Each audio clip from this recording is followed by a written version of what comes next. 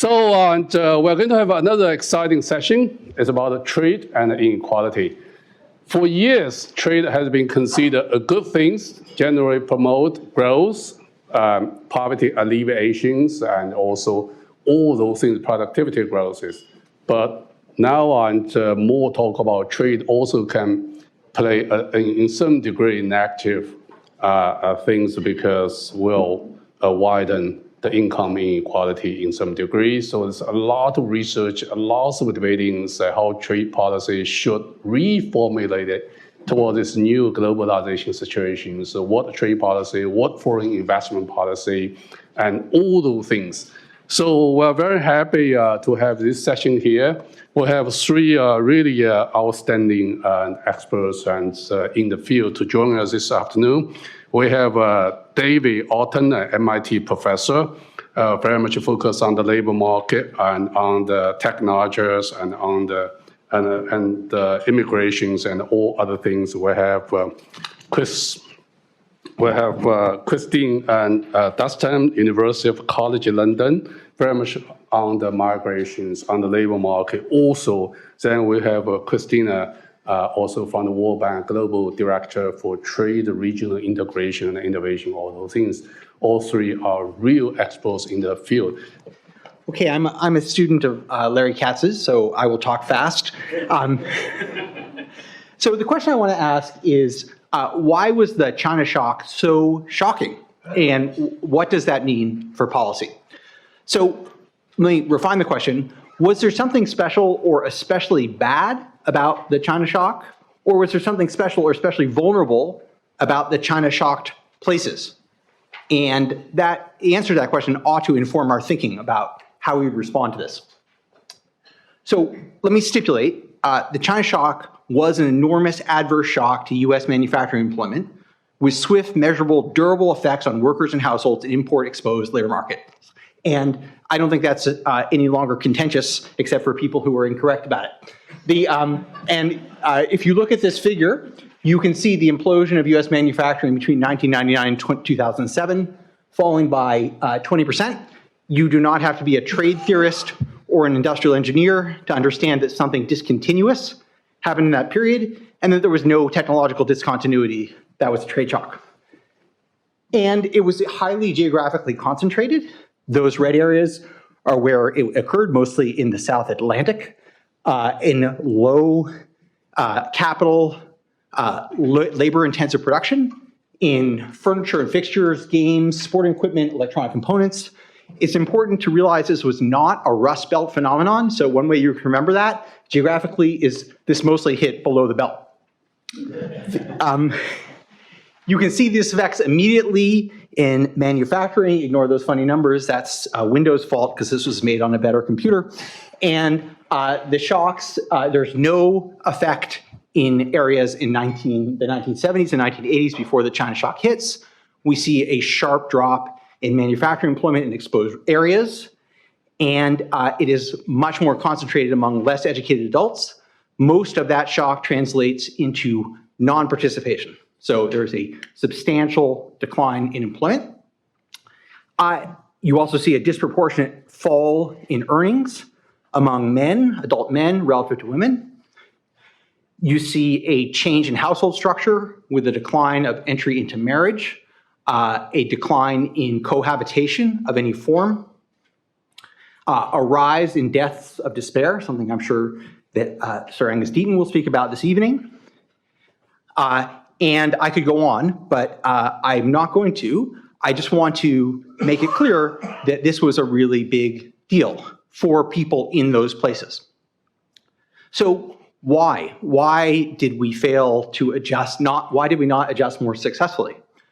Well, the first thing to bear in mind is this China shock occurred against a backdrop of falling regional convergence. So this is from a recent paper by Russ and Chamba, actually, that was presented just a week ago. In the earlier period, 76 to 86, there was no persistence of state unemployment rates. Knowing a state's unemployment rate in 1976 would not allow you to predict an unemployment rate in 1986. But that's not true in the following 3 decades. So places, the grand regional convergence that was going on in the post-war period ended by 1980. So that was one background force that was perhaps making adjustment to shocks less fluid. A second factor is that geographic mobility of US residents has been falling for 3 decades. No one knows completely why. There are many theories, but this just shows you the share of the US population making an interstate move fell in half between 1985 and 2017. So that is a pretty, a big decline. Also important to know is that the role of urban areas in economic activity became much more concentrated. So this figure shows you, these are commuting zones, clusters of counties that comprise local labor markets. They are ordered by their population density. And what you see is that denser places become staggeringly more educated than less dense places. So between 1950 and 1980, education levels rise across the board, but there's no great divergence between places. Everyone's just going up uniformly. After 1980, the urban-rural gap in 4-year college degree attainment, or college degree presence, most of them are not attained locally, rose from 8 percentage points to 20 percentage points. And most of that reflected just a pulling away from at the top.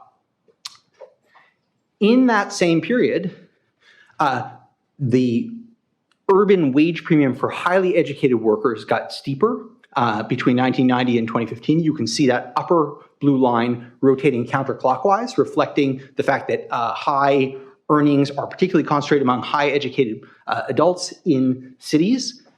Surprisingly, the urban wage premium for non-college adults, which had always tracked, or at least tracked in the post-war period, the urban wage premium for college adults, started rotating exactly the other direction. And by 2015, at least the descriptive matter, there's very little urban wage premium remaining for the less educated. And of course, if you were adjust for local cost of living, that would be shallower still. So I think these facts should inform this mobility response. Meanwhile, in this same period, manufacturing is moving out of urban locations. So this shows you the fraction of employment among adults in manufacturing between 1950 and 2015. Again, commuting zones are just ordered by their population density. There was a steep, as we know, manufacturing was an urban phenomenon throughout most of the first half of the 20th century, because that's where the electric power was, that's where transportation was, that's where water was, that's where skills were. You can already start to see that declining in 1970 and just moving further still. So manufacturing is both declining in its overall level, but also moving out of less dense places. Okay, so now having established those facts, the China shock had a big effect, that urban places, markets pulled away, that mobility declined. Now I want to look at the future China shock places in relation to those facts and point out how vulnerable they were. So here's how I'm going to do that. I'm going to arrange the China shock according to commuting zones by percentile. So this is the percentile on the x-axis. This just shows you the thousands of dollars of import exposure per worker. It's almost linear, so this probably didn't need to be done. But I'm just going to rank commuting zones by how much they will be exposed to the China shock between 1990 and 2007. How much import competing stuff will come in that would potentially otherwise have been produced in their local labor market were it not imported from abroad. So first, these are no longer population density. These are China shock percentiles. And what this shows you is that the places that were going to receive the China shock after 1990 were becoming more manufacturing intensive in the intervening 2 decades. So in other words, manufacturing was moving south. It was moving out of urban areas, moving out of the Midwest, and moving down into the South Atlantic. And so these places were experiencing a manufacturing rise in the decades prior to the China shock. So that's really important. And then, of course, if I add the period after 1990, you can see the incredibly rapid contraction and that rotation. That rightward rotation reflects, of course, the direct effect of the trade shock on manufacturing employment in those locations. So they're first getting a lot of manufacturing, as essentially you could think of the South Atlantic as China for US manufacturing before China came online. It was a low union, low wage place with a lot of people able to do labor intensive manufacturing. So it has this period of rise and then a rapid fall. These places were always intensive in low educated workers. So here I've shown you the China shock percentile, the fraction of adults without a college degree.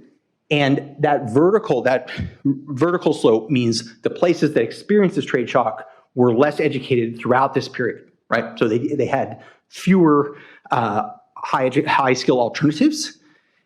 Now, what I want to point out here is if you look at this figure, you can see that between 1980 and 1990, places that were later about to experience this trade shock had rising relative employment population rates. So manufacturing was moving into those locations, employment was rising, and remarkably, despite rising skill premiums in this period and a rising return to education, these are low education places, their wages are growing differentially between 1980 and 1990. So they are experiencing the inverse of the China shock in the 2 decades leading up to that event. So let me just summarize the argument I've made. Why was the China shock so shocking? In other words, why didn't places adjust more successfully? Was it because the shock was so bad or because the places were so vulnerable? Well, the answer is clearly both. It was a very rapidly moving shock, but these places were extremely vulnerable because there wasn't, let me put it this way, they had few outside options. Mobility was down, demand for low educated workers had been falling throughout this period. They had been experiencing something of a temporary boom as manufacturing moved south, and then that very rapidly unwound. So now let me, in the last couple minutes, just talk about how that relates to policy. So the US labor market adjustment problems precede and supersede the trade adjustment problems. And so part of the reason the shock was so shocking is because there was already a failure of the long-standing adjustment mechanisms that occurred in the decades prior. The China shock laid these issues bare because it happened so quickly, it was so dramatic, but those places were not set up for good times ahead regardless. It afflicted the places that had the fewest alternative uses for labor. They had an artificial or temporary boom in the prior 2 decades, but the economic tide was clearly running against them. They were relatively low density, they were relatively less educated, they were not situated to benefit from the next set of opportunities. So at a policy level, there are a few points I want to make and then I'll conclude. First of all, the US Trade Adjustment Assistance Program, which is much maligned, turns out to have worked much better than we realize, according to the work of Ben Hyman, who used a very careful and clever design to show that people who were assigned effectively to intensive training programs benefited from that and had substantial earnings rises. But this program is small, it's hard to access, it ensures only one type of shock, which is a trade shock. And why would you predicate labor market assistance on who is to blame? Like, why do you have a program that, well, if China does it, if trade does it, we'll help you out. But if you lose your job to a computer, that's your problem. That seems crazy. In retrospect, and I'm not saying that this was knowable at the time, gradualism would clearly have been a better trade policy than the shock therapy that we experienced. And again, I know there are people in the room who are involved in those exact decisions, and I think many of them would tell you they had put in safety valves, or they understood the costs and concluded they were worth it. Those are 2 different arguments. I would say it was not well understood just how fast this would move and how little would be in place to help people adjust to it. But focusing on the trade shock or the China shock now is clearly fighting the last war. The next set of adjustments we're going to make are not going to look like this. Trade policy should not primarily be about protection. It should be about innovation. It should be about investment. It should be about skills. And it should be about facilitating adjustment, not insuring ourselves from it. I don't think we will see anything like what we saw over the last 20 years in the next 20 years. There aren't that many countries more populous than China that I'm aware of, and they're not likely to grow that fast. However, the AI and robot shock that we will experience of some form will differ greatly from the China shock. It's not going to be as geographically concentrated. It's not going to take out entire industries. It's not going to do what happened to Hickory, North Carolina, and have most of the furniture industry close up, for example. So it's not, and it's going to come with a lot of productivity gains with it as well. Trade shocks, of course, raise consumer income, but they don't directly raise productivity. So it'll be less traumatic and less concentrated, but it could be potentially affect a larger number of people. And so it's going to require a different set of policies. And those are clearly not protectionism policies. Those are clearly going to be skills investment, retraining, and mobility policies. And so knowing what we know now about how poorly we handled this last shock, how much the sort of what we thought were the sort of intrinsic fluidity and built-in safety net of the US employment structure, how badly that failed, we should be much more willing now to invest intensively to make sure that the displacements that do come are ones that we're well prepared for. Okay, thanks very much. Now, after David's talk, I don't have to add very much about the China shock and the US. This session is about basically two ways to address the distributional effects trade has on workers. First, to restrict trade with the ultimate aim of limiting distributional effects. This is something commonly proposed by some politicians, not very popular widely among economists, and it's not something I want to get into. Secondly, to continue reaping the benefits from trade, but to minimize the losses to those who are more on the losing side. Now, I would like to talk a little bit about that, and I want to focus more on this point by proposing some insights from the experience of a very different country, and that is Germany, which had very different experiences throughout this period than the US, and I think we can maybe learn something from that for the future. Now, the negative effect from trade with China for the labor market has been very much emphasized for the US, while we know much less about this shock for other countries. The experience of Germany, which is the fourth largest economy, is in that respect actually at the beginning of the China shock, it was the second largest economy. That's the way things go. The fourth largest economy is actually interesting. So while the US had a large and persistent trade deficit with China, Germany has had, rather than that, an account surplus and a relatively balanced trade. So Germany's annual trade balance with China increased by about 36 billion between 2000 and 2014, while the US's trade balance decreased by 235 billion over the same period.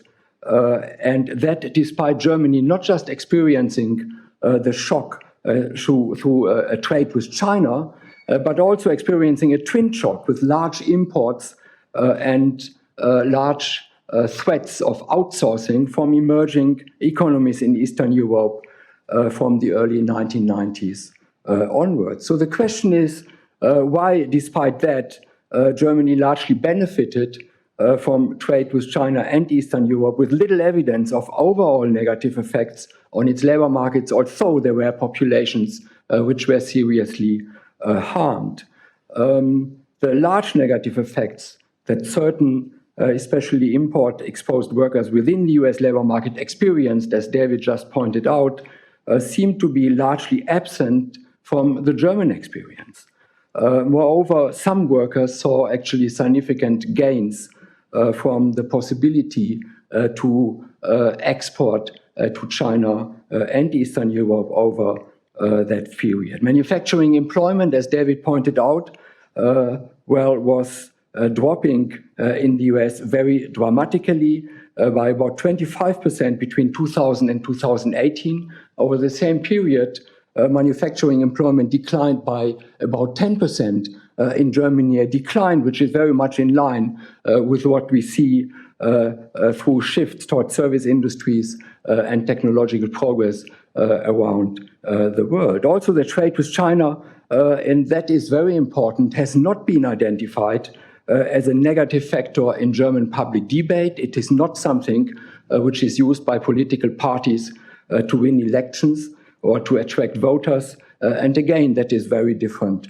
from the US. Now, understanding the reason for these, or the different reasons for these differences, may actually an important ingredient for preparation for future challenges to the labor market, be it through future trade shocks. And I totally agree with David that something like China we will likely not see again, but we will definitely see future shocks through technology and potentially also through migration, which is nothing else than the flip side of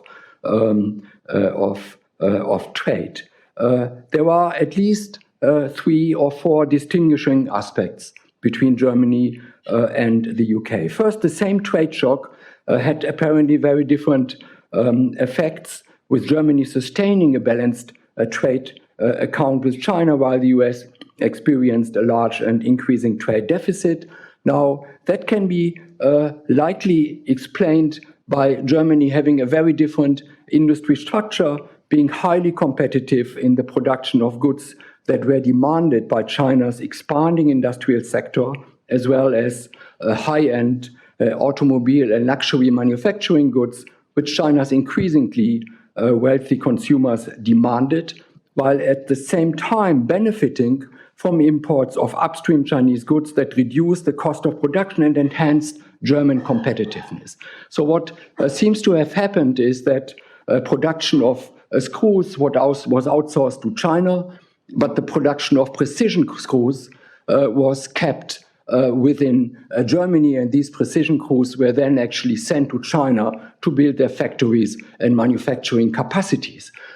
Now, the second point, therefore, which is important, I'll come to that in a second, is how workers shift from the production of screws to the production of precision screws has very much to do with the education system and the skill capacity of the German workforce. But let me come to that in a second. So second, what I think is very important are the more flexible industrial relations which distinguish Germany in particular from its European competitors, who were much more affected by the China shock than Germany. For instance, France and Italy suffered much more than actually Germany did. So in the late 1990s and early 2000s, what happened in Germany was industry responding far more flexible to trade and outsourcing challenges from first Eastern Europe and then China through downward adjustment of wages to some extent, but in particular through renegotiation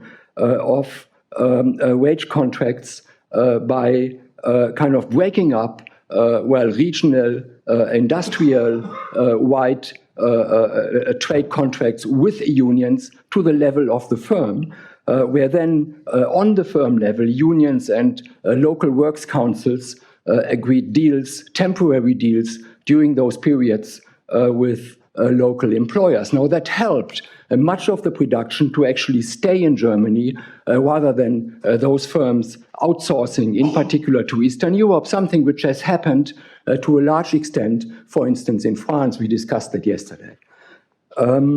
Now, third, Germany's industrial relations and vocational education system may have particularly helped responding to the trade shock in a different way to the US. So this different response may have had 2 main sources. First of all, a better preparedness and willingness of firms to retrain workers. And let me just say something about that. So we looked, for instance, at data combining survey data for firms with administrative data of workers, and we looked at something slightly different, and these are technological and organizational shocks which hit firms. Now, what we, to our surprise, saw was, well, first of all, the same thing happened in Germany in the 80s and 90s than happened in the US, and illustrated by David and many of his co-authors, and that is that jobs which were mainly routine actually disappeared. But the really interesting thing is what happened to the workers who were working in those jobs. And that, I think, is the key and the crucial question. Now, those workers, to the largest extent, were actually retraining, and they reappeared in occupations which were much more cognitive and much more abstract than those which they held when the technological shock was hitting them. That happened for all workers except for those in the age range above 55, I'm afraid to say.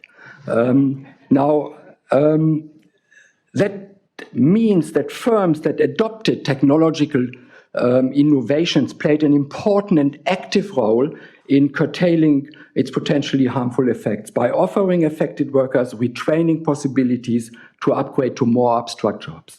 The interesting thing was when we distinguish between different types of firms. And here with types, I mean two classifications. First of all, firms who have large apprenticeship training schemes and firms who don't have large apprenticeship training schemes. We find that retraining and reskilling is mainly happening in firms with large apprenticeship training schemes. So that suggests that these firms actually have the technology and the knowledge of retraining, which they acquire by training young workers, and which is then extended to workers who lose jobs through technological changes. Secondly, they were remarkably stronger in firms which had a very high union presence, which could have two reasons. First of all, unions may actually make sure that firing workers is more costly, so it becomes possibly a cost-effective possibility to keep workers who lose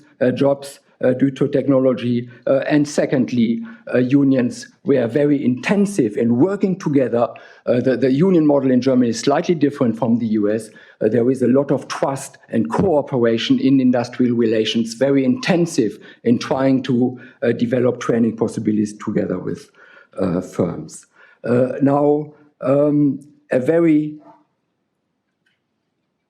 And I can give you a number of anecdotes where large car companies commit while implementing technological change at the same time to retrain their workforce.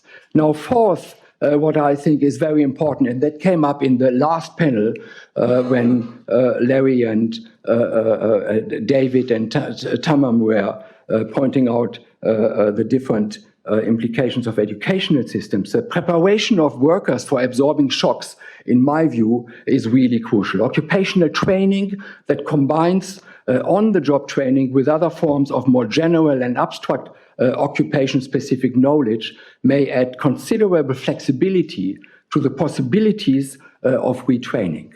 So if you want to retrain a worker who knows how to do screws into making screws which are precision screws, then of course that worker needs some abstract knowledge about materials, about machines, about computer knowledge.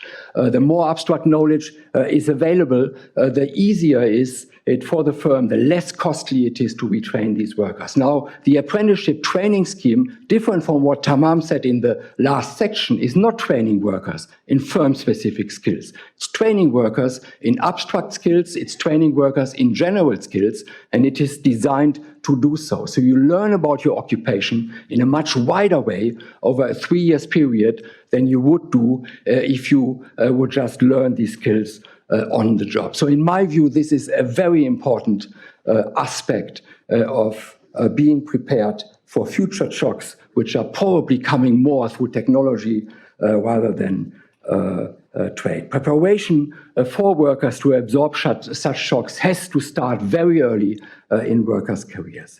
So let me summarize. I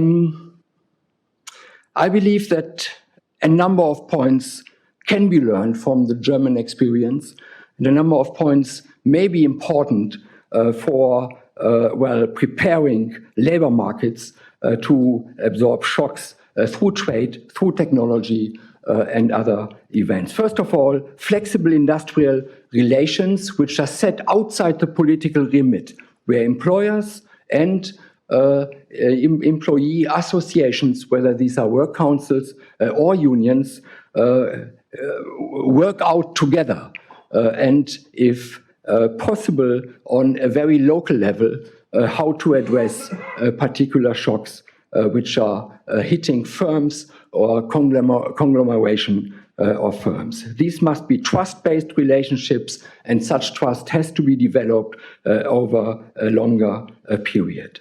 They should create incentives for firms to retrain and to retain workers by, possibly firing costs, but by also allowing firms to develop the technology of retraining, the knowledge to actually retrain workers. Secondly, forward-looking policies that help workers avoiding choosing jobs that may become obsolete. So to incentivize workers to train for the coal industry, which is highly subsidized, seems not to be a great idea in my view. Third, training programs for young workers that ensure future flexibility for retraining by providing more abstract, general, and transferable skills for all occupations along the lines of the German apprenticeship scheme, I think creates a lot of flexibility, not just by giving workers the abstract and more cognitive abilities to actually retrain at a later stage of their career, but vocational training at the same time is also deviating from the purely academic education system by developing skills to a high productive level, which are non-academic, an aspect which I think is very often forgotten. And fourth, I think this all needs to go along with a broad-based welfare system which supports effectively those workers who cannot meaningfully be retrained. David has written about the EITC as something which could potentially achieve that. Extra care has to be taken for workers who are in the age range above 50, because I think these workers, in everything I have seen, at least for continental countries, are the most vulnerable. Now, let me just conclude with something which is very similar to what David actually said. Now, the China shock is basically over. There has been little trade in balance, a change in the trade balance since 2014. There are signs that the economic growth in China is weakening and far less focused on global production. We now have to prepare for the next challenges. So some part they may come from other emerging economies, India, Southeast Asia, potentially sometime Africa, but the shocks we may have to expect from these countries are likely to be much smaller and also far less and different in nature. Forward-looking policies here are very important. Now, in the end, I think that industrial policy and education policy, through improving worker-firm relationships and building through firm-based training a flexible workforce, which at later stages in careers has the potential to retrain, may actually be much more important to deal with trade-related shocks than trade policy. Thank you. I'm going to focus on 3 points, and one is a little bit outside of the purview of this discussion, but I think it's an important point to make. So the first point I want to make is just that to remind everyone how important trade is for growth and actually for inequality reduction if we think of it on a global scale. That trade has really enabled, we say, 1 billion people to escape poverty since 1990 because of the growth it engendered. And I really don't think we can lose that by focusing on specific industrial countries. As we just saw, the case in Germany was different, in France it was different, in Sweden it was different. It had a lot more to do with the policies in the US and perhaps UK and some other Anglo countries than anything else. The second point I want to make is that shows the importance of policies and that adjustment is needed, adjustment assistance is needed, and the US needs to do better on training, retraining workers, on mobility, on education more broadly. And then the third point, and this is where I'm going to go a little bit beyond the subject, is that that's not really enough. That I think we're a little bit fighting the last war again in the sense of saying that the reason there's a blowback against trade is because of rising inequality in the US that trade engendered, or the job loss. And while trade may have contributed to job loss in some sectors, that's not the only reason for the blowback against trade. There's other things that are happening, and I think we need to keep our eye on those, and not, when we talk about the trade tensions, relate them only to this inequality. And in particular, I think what it's going to show is that actually what we really need is more global cooperation, especially now that we have a world where trade isn't dominated by the advanced countries, where cooperation was a lot easier in the past. There were really unprecedented changes in trade policy in the 1990s and early 2000s that are unlikely to be repeated. So we had the opening of Eastern Europe, NAFTA, the formation of the WTO and the Uruguay round, and China's trade deal, which, while it was, it seemed like it was one point in time, it actually took 14 years to negotiate and had some 2,300 law changes, I believe. So it was a grand undertaking in some sense. And also, the average tariff in developing countries fell really remarkably from about 35% to less than 10% now. So we saw huge changes then. And what happened? Trade grew twice as fast as income. This just incredibly unprecedented trade growth. GVCs were formed, global value chains. We have a report that was just released at the World Bank, the World Development Report that's on this topic, and it really had two big effects for developing countries. One, it allowed hyper-specialization, so you didn't have to produce a whole car, you could just produce a car part and send it. So that made it easier to join into trade. And in addition to that, there were these kind of firm-to-firm relationships. So big multinationals were involved in trade, and they either worked through foreign direct investment or arm's length, but because of these relationships, there was a lot more technology transfer. So this trade boom, it was really big, it created growth, but it was even more powerful in supporting income growth in developing countries because of the development of global value chains. So there was this sharp change where trade was really dominated by the advanced countries at the start of the period, but as we moved out, the big shift was, to a large extent, China, but many other countries as well, that became part of the trade system, and the poverty count fell sharply during this period.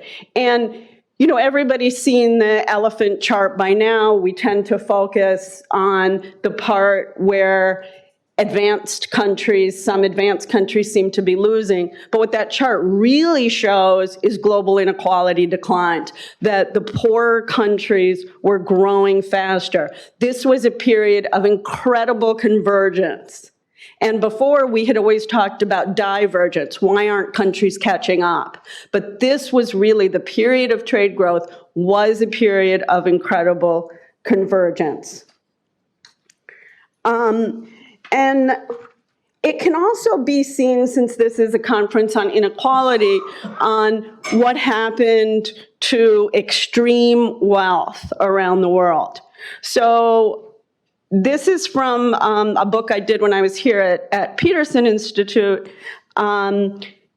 There's a really big difference between what happened in the developing world and the industrial countries, and especially the US, that reflects what was going on with trade. That the sources of extreme wealth in the developing world shifted sharply to actual production. I'm sorry, I sent a revised presentation, but this one missed. The blue is company founders and executives.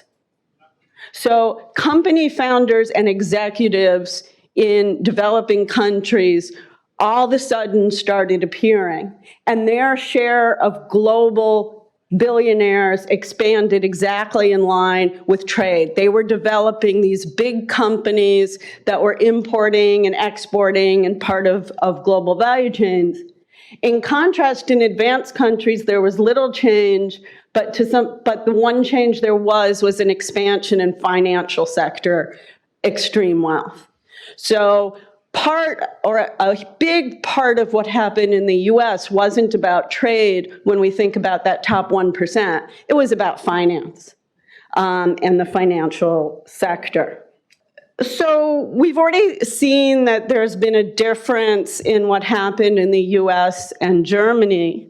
There's also a difference between what happened in the US, Sweden, Denmark, France, where we don't see the rise in inequality. And in a country like Sweden, we saw a similar decline in manufacturing as a share of employment as what happened in the US over the period, but there wasn't nearly the kind of rejection to trade that there was in the US, in part because they handle it very differently. So in the US, spending on labor adjustment policies, and the dark part of the bar is passive policies like unemployment insurance that provide a cushion for when you're out of work. And the light blue is active policies, retraining, wage subsidies, things like that, that help workers find new jobs, job placement services. And the US, UK, countries where they experienced this shock, but they didn't have the policies in place to handle it. At the same time, I believe very strongly that we shouldn't move towards trade adjustment assistance and focus on workers who lose their job because of trade. As long as workers lose their job for no fault of their own, it seems like they should receive the same kind of assistance. And just to think about it, all jobs really matter. So travel agents got displaced because of the internet and Expedia and all these sites. Tobacco workers got displaced when people stopped smoking. Landline workers at AT&T, they cut 12,000 jobs when everybody switched to cell. Coal mines disappeared jobs as well as safety became an issue. Postal service workers, and now retail is seeing the same thing. So all jobs matter. We need to have these policies for all workers. The other problem with focusing on trade adjustment assistance is that it perpetuates this narrative that trade is responsible for most job loss. Whereas if the policies are more general, that narrative may make less sense. So I think it's important to move towards more spending, the flex security kind of model where you have flexible business regulations, hiring regulations. Let me just close on this last point I want to make, that the blowback on trade is about more than labor adjustment. Okay. There are tensions with global rules and sovereignty. And there's a new period where major traders aren't all advanced nations. They're also non-market economies and non-democracies. And that creates a different situation for working together. And there are new issues that are coming about. So if you look at the rise of trade distorting policies over the last 10 years or so, subsidies and export promoting measures have actually been more common than rises in tariffs. So this is one thing that's distorting the system. And then taxation. And I know this must have been brought up in earlier sessions. I'll stop in a minute. I just want to make this last point. I know this must have been brought up in earlier sessions, but the corporate tax rate has fallen from 45% to below 30, up to around 30% in in actually 65 countries for which there's data. So the tax burden has shifted from corporates and from the top 1% that aren't being taxed to workers. And in a world where we need more tax revenue, we need to cooperate on this point, because advanced countries need that tax revenue in order to pay for these worker training programs, and developing countries need that tax revenue in order to build the infrastructure for growth.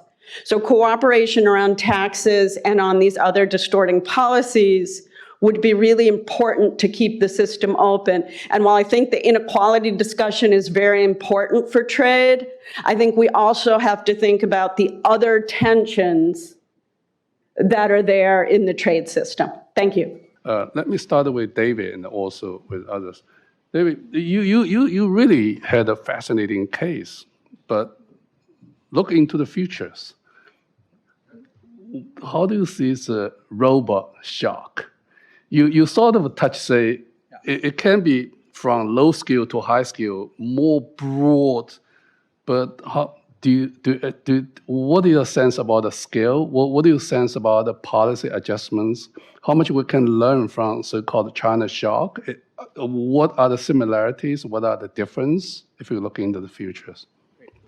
So first I want to say I actually was very influenced by your work in the presentation I just gave in your recent paper with Catherine Erickson and Catherine Russ and Russ Chamba, where they made the case that we should understand the China shock in terms of this historical change in the skill level of manufacturing. So in some ways I was reiterating those points, and I want to make that clear.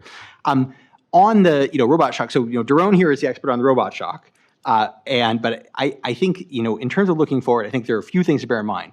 First, we're entering a period of a sustained labor scarcity.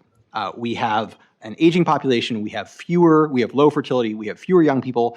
Education rates are rising very rapidly, which is great news, but it means there'll be fewer people interested and available to do labor-intensive services, to do production, construction. And of course, with our restrictive immigration policies, that's a further blow. So I don't think we're going to have a problem of excess labor. We're going to have a problem of labor adjustment. And that problem will be, and it's hard to predict how fast that will move or even where it'll be located, because we don't have a good model anymore of where the capacities of automation are going to expand. I can tell you what robots won't be able to do for a while. I can't actually tell you what artificial intelligence won't be able to do for a while. So I think we had for a while a model of how will technology evolve, what tasks will accomplish, and it was fairly linear, right? You say, well, you've got to first codify it, then you program it up, and then you have a machine do it. But that model is gone, right? AI has sort of solved that problem. So I think to some degree. So I think the challenge will be that we will continue to face a world where we have insufficient supply of highly skilled and flexible workers, and excess supply of people who are not flexible to be reallocated across tasks.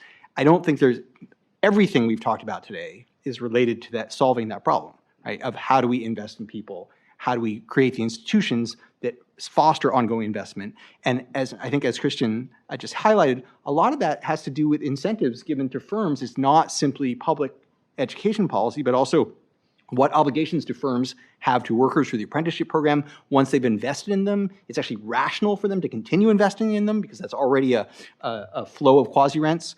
So So let me stop. Let me say, the one thing I think that is really different between the trade shock and the technology shocks that will produce are two things. One is, if those technology shocks are big, generally, not always, they will raise productivity directly, which creates options.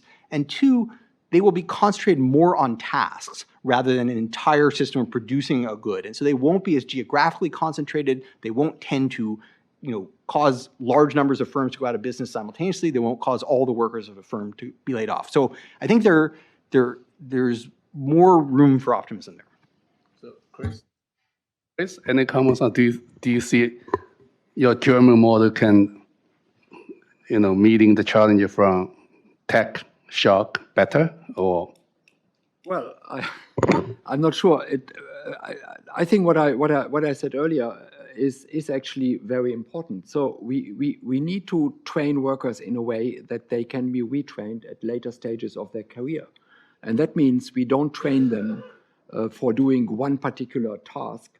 We train them in more abstract cognitive knowledge about a particular occupation. So we occupationally train them to be a good plumber, which means I can't just plumb toilets or basins, but I also know everything about the materials I'm using. I know everything about the technology of plumbing. I know the physics behind it, et cetera, so that when technology then kicks in and changes the way plumbing works, that plumber can actually be retrained very flexibly and very quickly. And I think that's something which in many countries doesn't really work very well. I think there is a second advantage to that, and that is what I always think about in Germany as technology bottom-up.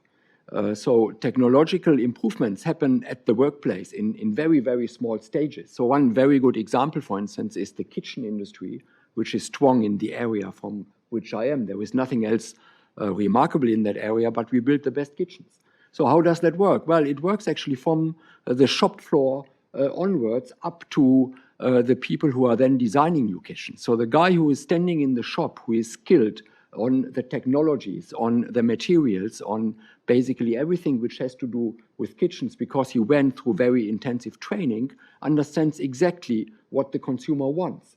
And he can formulate that in a way that it is influencing new technologies of kitchen development. And that's just an example that similar things take place in many other areas of manufacturing. I think that is one reason why the German manufacturing industry is actually very strong and can produce products which are not produced by anybody else, which was what I tried to point out a little bit earlier.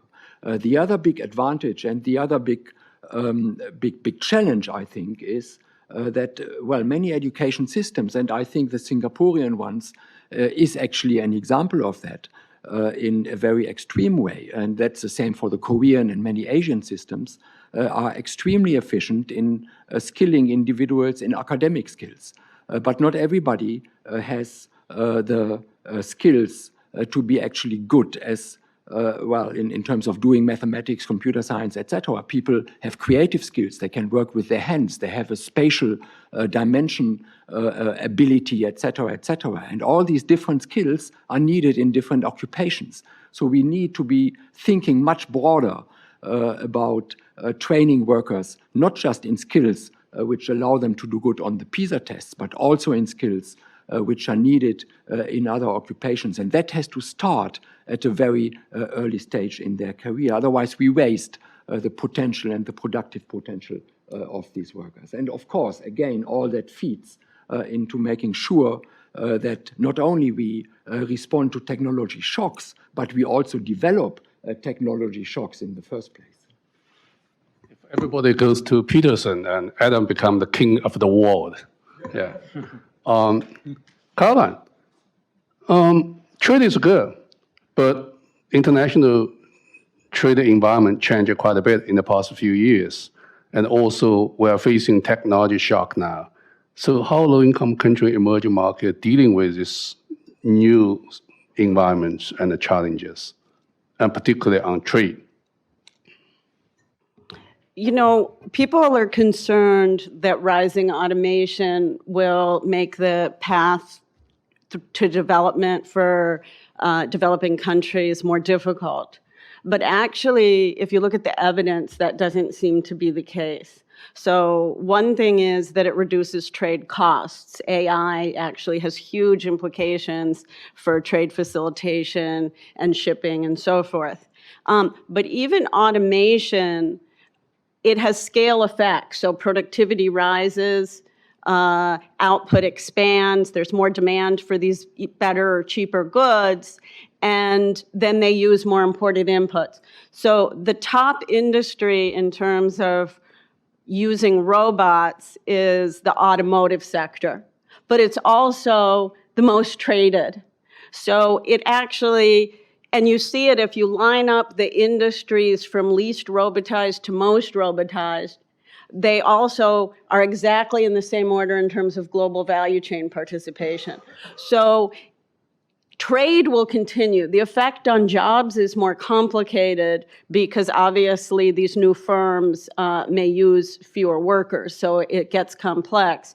But overall, my view is that trade is still there as a path for developing countries. So I always obey Adam. Martin Wolf, Financial Times. A very one-sentence comment. I agree with absolutely everything Caroline said, which is incredibly important. It's the one thing you should remember from this afternoon. What I've listened so far. Forget everything else. I'm allowed to be provocative. It's my profession. But I have a question for the other two, which is, what does the China shock look like in Europe? Was there one? And if so, where? And from this point of view, comparing the United States with Germany is hopeless because they're so different. Because the United States is, as it were, it seems to me, Europe as a whole is a huge continental economy with immensely different characteristics internally, and Germany is a relatively coherent. Do you have an answer nation. for that? So the question is... Not the question, do you have an answer for that? No, I've answered the question. If you looked at the China shock in Europe, where would it emerge? Is it in Southern Europe, in the textile industry sector? And did it have the same sorts of effects? And if not, why not? And this is a genuine question. I have no idea. Let's wait for a few more questions. Yeah, the right gentleman there. Hi, Darren Asamoglu, MIT. So I just more like a comment, but probably will invite further comments. I think the lessons of the China shock for robots and AI are critical, but actually robots and AI are very different, and it may not be useful to bunch them together.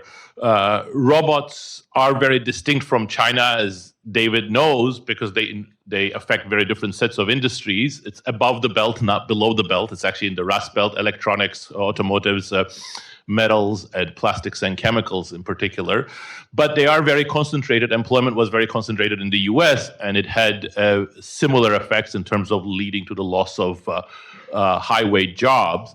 But the way that the robot shock occurs is actually very important. Part of the reason why it has very different effects in South Korea and Germany is because their automation has been extremely useful in replacing the aging population, especially the disappearing middle-aged manual workers.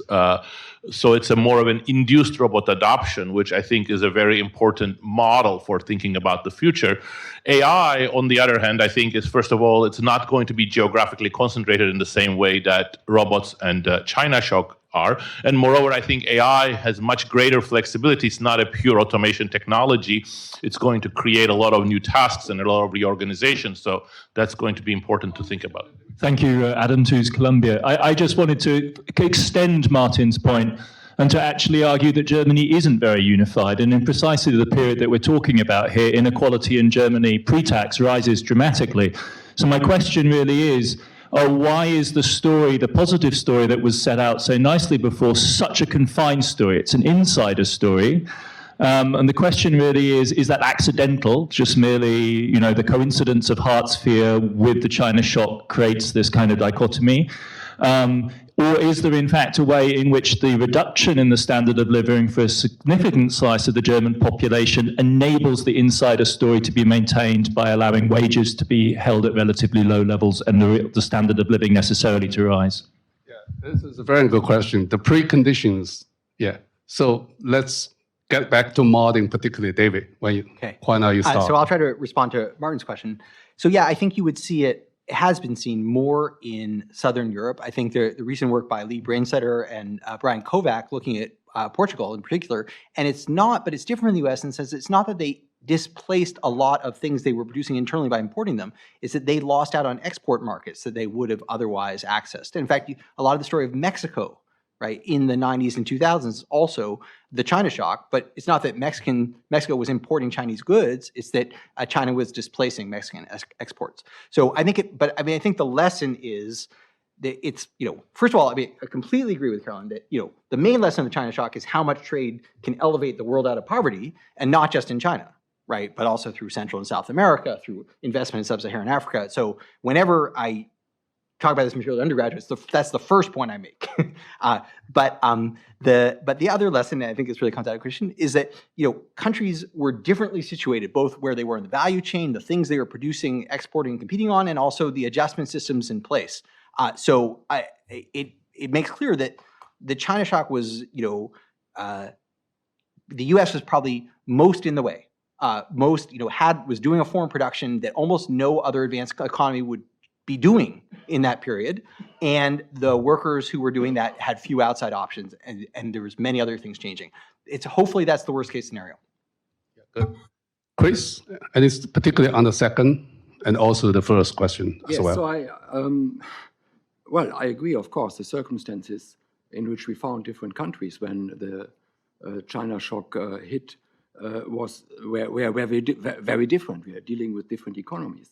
However, Europe is not an integrated economy. It's an integrated trade area. And I still think we can learn tremendously by looking, for instance, at the manufacturing industry, or by looking at particular industries such as the automobile sector, and comparing the responses in Germany, Italy, and France, which at the start of the European enlargement and at the start of the China shock were technologically actually very comparable.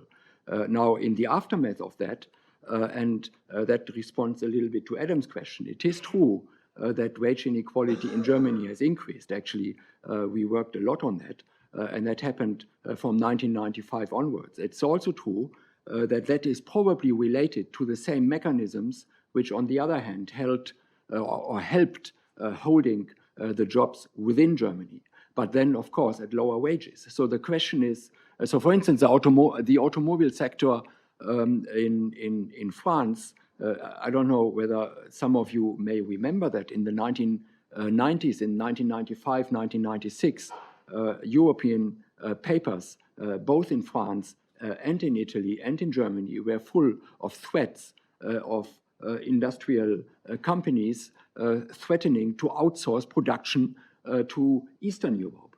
Now, different countries have responded to that in different ways.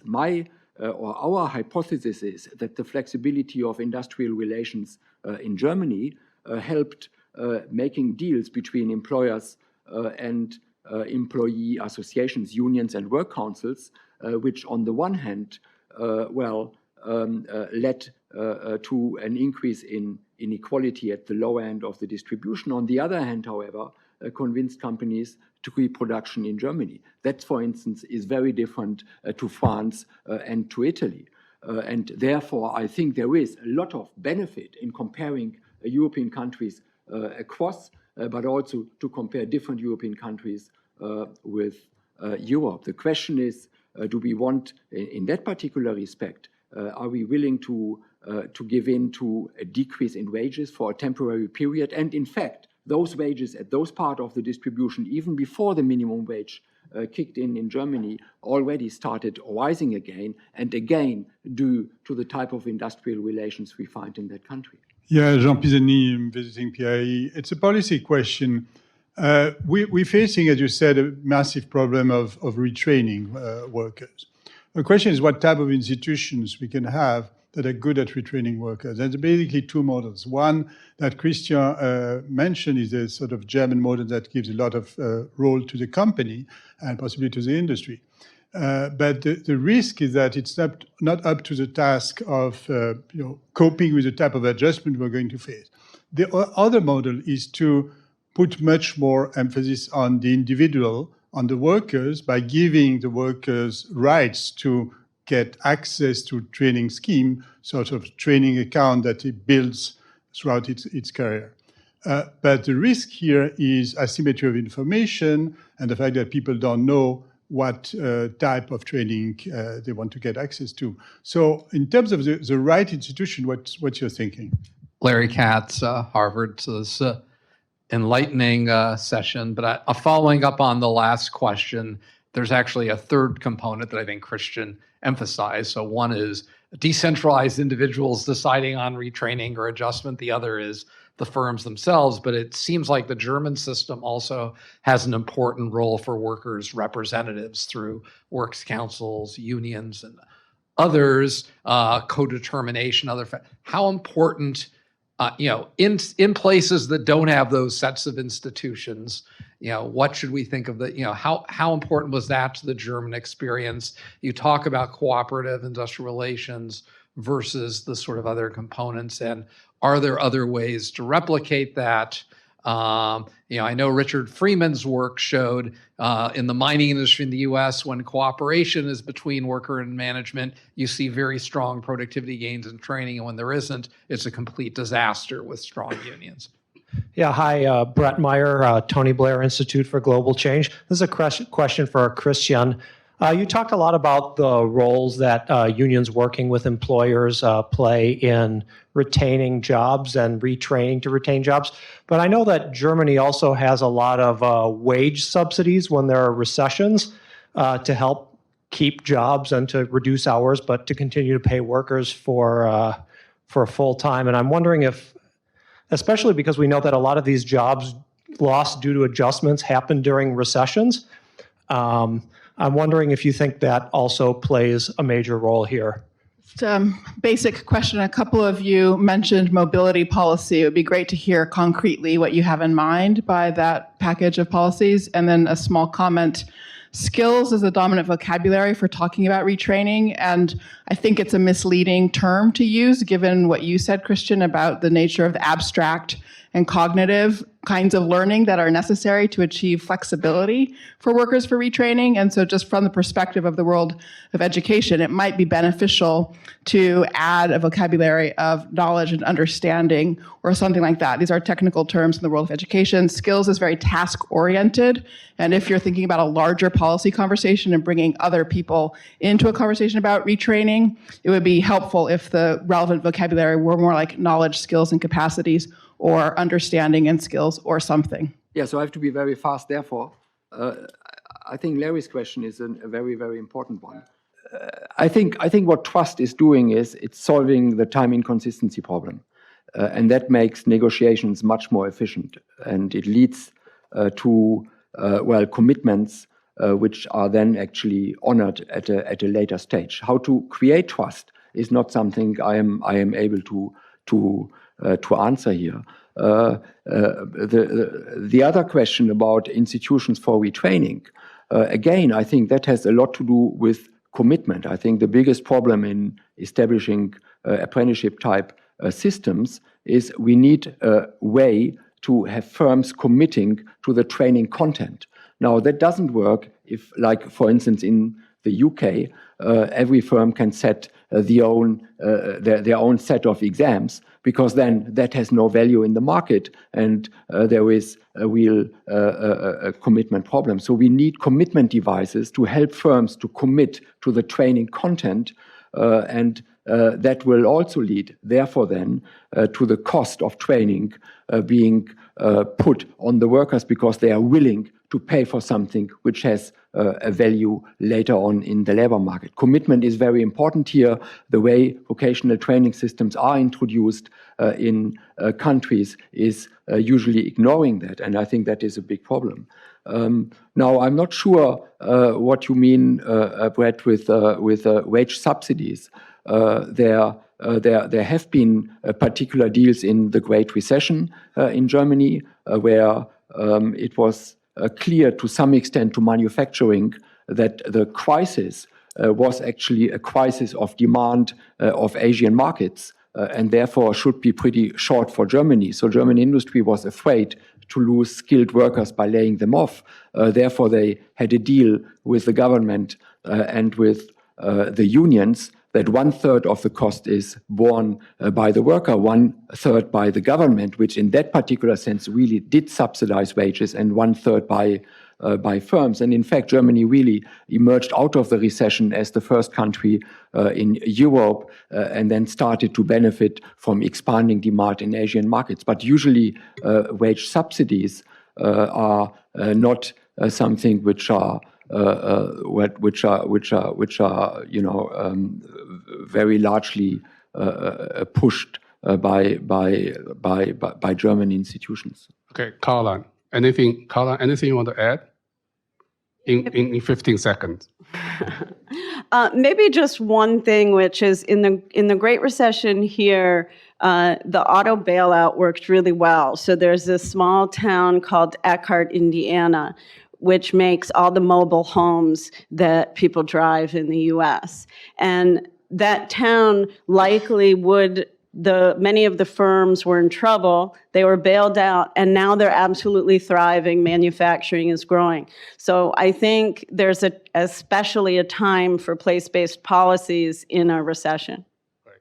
David, you conclude in 30 seconds. Great. I just wanted to respond to what Christian said. I'm not so into the trust thing. I think it's I think we need incentives, and I think the German system works on incentives. There's a package of things that are strategic complements, and they are worker representation and apprenticeship programs and training systems, such that firms don't expect to be laying off workers. They make upfront investments in them. Then they're actually valuable, right? There's a flow of skills, and so given that set of institutions, it's not a matter of trust; it's a matter of rationality to make those investments in workers. Just like for U.S. firms, it's rational for them to lay workers off who have, who are quickly replaceable, don't have specialized skills, and they haven't made a substantial investment in. So I think the trust comes from a set of complementary institutions, and trying to do one of them without the other is not likely to work well. Great. I think you two want to have a coffee during the break. What insightful session. This is really, really wonderful. Please give a big hand for 3 excellent panelists.